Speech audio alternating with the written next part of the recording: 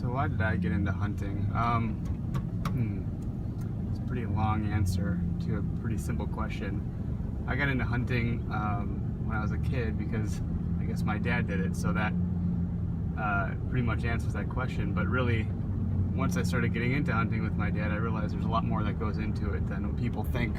It's not just about the quote-unquote kill. It's about kind of slowing down and appreciating nature and spending time outdoors with loved ones, taking it all in, and those experiences kind of roll into stories that get told year over year, generation after generation, and they kind of live on forever. So it's a really cool experience, and there's a lot that goes into hunting. So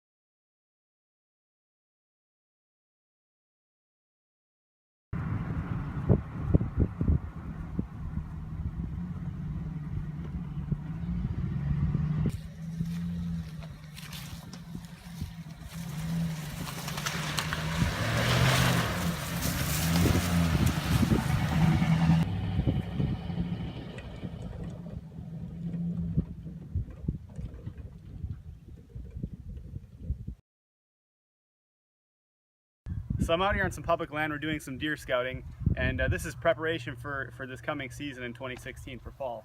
And I want to just take a second and stop. We're going to be doing this a whole bunch today, but this is a buck rub. Anyone that's into hunting whitetail, you want to find these. This is a good sign here. So the way you would read this is an old scrape or an old rub, but you'd actually look at the height of this. And based on where I'm at here, this isn't so bad. You want to find the center point and figure where that's at. It's about my knee. I'd say a better rub would be if it was probably up to here. That would indicate it's a bigger, larger animal because it's taller. Its rack is much larger. So this isn't a really good rub, but it is a good sign that there's bucks in the area. So we'll keep looking for some more sign and enjoy the day.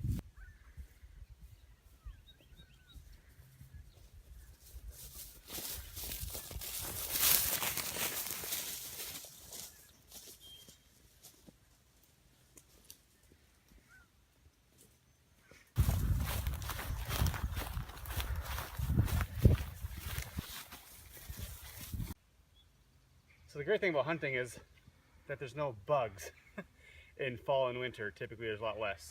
So that sucks for now, but we'll get through it. What I want to show you right now is this deer trail right here.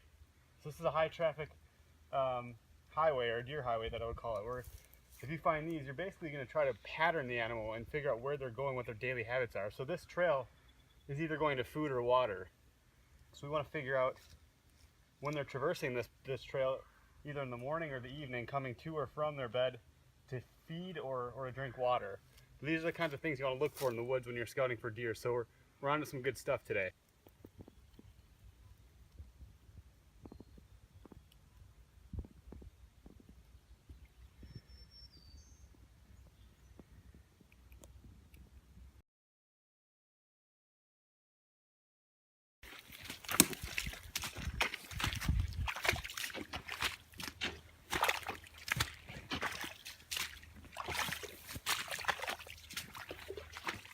Sometimes it's hard to know how difficult hunting can be.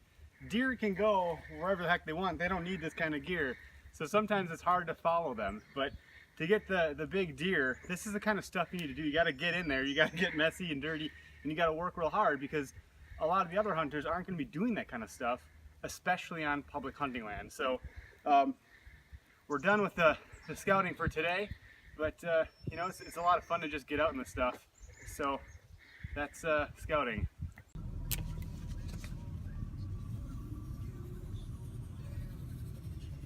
So this is like a really cheap way to do some target practice, is to just get some paper plates and some Sharpie markers, and you can kind of just create your own little bullseye here.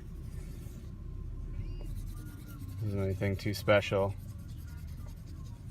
but some targets are really expensive, and as a hunter sometimes it's really important to know where to put your money. Things can add up pretty quick, and the target block can be well over $100. So this is a really nice way to do this. Something I've been doing for quite a few years.